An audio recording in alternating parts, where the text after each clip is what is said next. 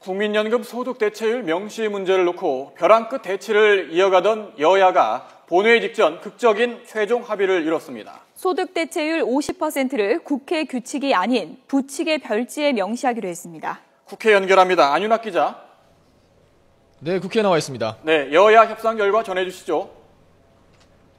네, 그동안 여야가 큰 이견을 보인 대목은 공무원연금 개혁안과 연계되어 있는 국민연금 소득대체율 명시 부분입니다. 새정치민주연합이 실무기구 합의대로 소득대체율 50%를 국회 규칙으로 명시하자고 주장한 반면 새누리당은 소득대체율 인상을 목표로 논의는 시작하되 구체적 수치 명시는 합의된 바 없다며 맞섰습니다.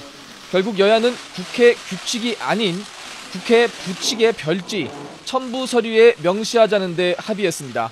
첨부 서류에는 또 공무원연금 개혁으로 남는 재정 가운데 20%, 66조 원가량을 국민연금 사각지대 해소에 쓰자는 내용도 포함된 것으로 알려졌습니다. 여야가 이렇게 극적인 합의를 이룸에 따라 오늘 공무원연금법 개정안과 함께 공적연금 강화를 위한 사회적 기구 출범안은 무난하게 국회 본회의를 통과할 것으로 보입니다. 다시 한번 소식 전해드리겠습니다. 여야는 그동안 소득대체율 50% 명시 여부를 놓고 대치를 이어온 여야가 국회 규칙이 아닌 부칙의 별지, 첨부 서류에 명시하자는 데 합의했습니다.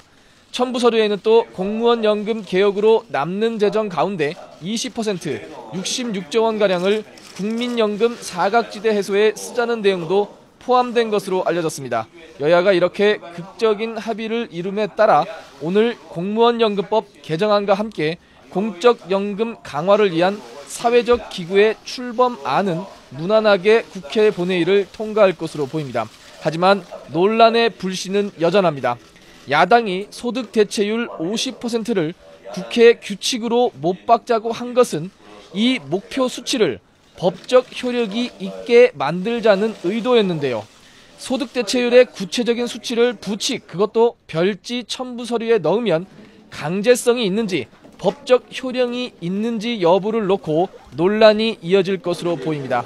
실제 현재 새누리당은 그러한 부칙의 별지의 명시는 법적 효력이 없고 소득대체율 50%를 목표로 논의한다는 의미로 해석하고 있고, 반면 새정치연합은 법적 효력이 있다며 정반대 해석을 내놓고 있어 논란이 계속될 것으로 보입니다. 지금까지 국회에서 YTN 안윤학입니다.